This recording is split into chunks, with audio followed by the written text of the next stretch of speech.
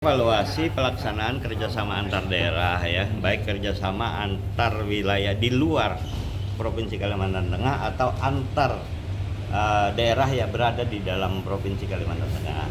Jadi kita evaluasi implementasinya seberapa jauh sudah dilaksanakan, karena jangan sampai kerjasama itu hanya dalam bentuk PKS yang ditandatangani tapi tidak ada implementasi. Nah, implementasinya ini juga harus dilihat berdampak seberapa besar dampaknya bagi masyarakat dan bagi perekonomian wilayah atau daerah yang melakukan kerjasama. Ini kerjasama apa aja sih, Pak? Banyak macam-macam, baik kerjasama penelitian kalau dengan luar ya, baik kerjasama pemanfaatan sumber potensi yang ada antar daerah seperti yang saya sampaikan tadi. Bagaimana kita bisa mengembangkan objek wisata secara bersama, memanfaatkan sumber daya di wilayah itu secara bersama, sehingga bisa meningkatkan perekonomian wilayah dan kesejahteraan masyarakat tentunya. Ya. Kalau bentuk kerjasama yang sekarang Pak yang besar apa Pak? Yang selama ini kita dengan luar adalah kerjasama dalam bentuk penelitian, research, untuk pengembangan implementasinya di wilayah kita.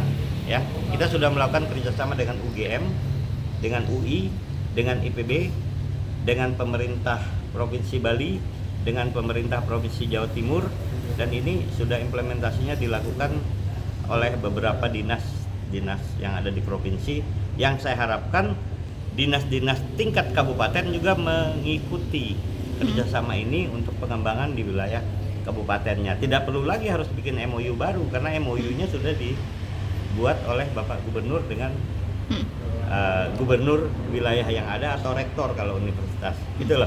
Pak, tadi Bapak juga bilang bahwa daerah harus mengembangkan wisata buatannya, itu seperti apa, Pak? Ya, wisata buatan itu seperti ini. Kita tuh kan punya sumber daya alam yang cukup bagus, tapi kita tidak optimal di dalam melakukan pengembangan wisata buatan, wisata alam yang ada.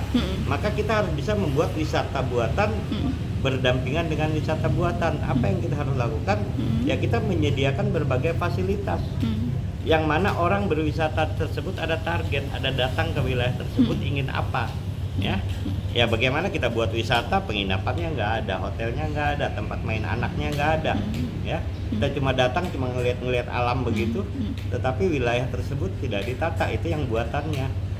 Ya, dikembangkan, ya, ada bungalow-nya, ada apanya, ya. Sama seperti misalnya kita di Malang, ada yang namanya Batu Night Spectacular, itu kan buatan. Kalau pikir-pikir apa sih, cuma tempat bermain, tapi gaungnya luar biasa. Berarti expose-nya untuk Kalimantan Tengah kita harus kuat, medianya harus kuat, ya, mengekspos. Udah lihat nggak gitu loh, apa gitu ya. Sekarang seperti kita mau mengembangkan wisata di Tanjung Puting, apa yang kita harus siapkan di situ? Siapin kapalnya, tidak harus pemerintah nyiapkan, sektor swasta, siapin penginapannya, siapin untuk akomodasi dan lain, konsumsi dan lain-lain. Efeknya banyak, ya. Sama seperti di mau di Komodo sana, ya. Oh, iya. Komodo, Labuan Bajo dan sebagainya. Udah pernah nggak ke Labuan Bajo? Saya udah aja mau ceritain gimana, ya.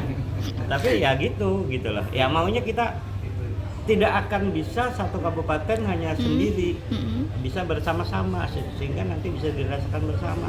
Provinsi sebagai fasilitator, bagian pemerintahan akan memfasilitasi dinas-dinas terkait untuk melakukan inovasi dan kreativitas di dalam pengembangan kerjasama ini. Ya, Oke, siap.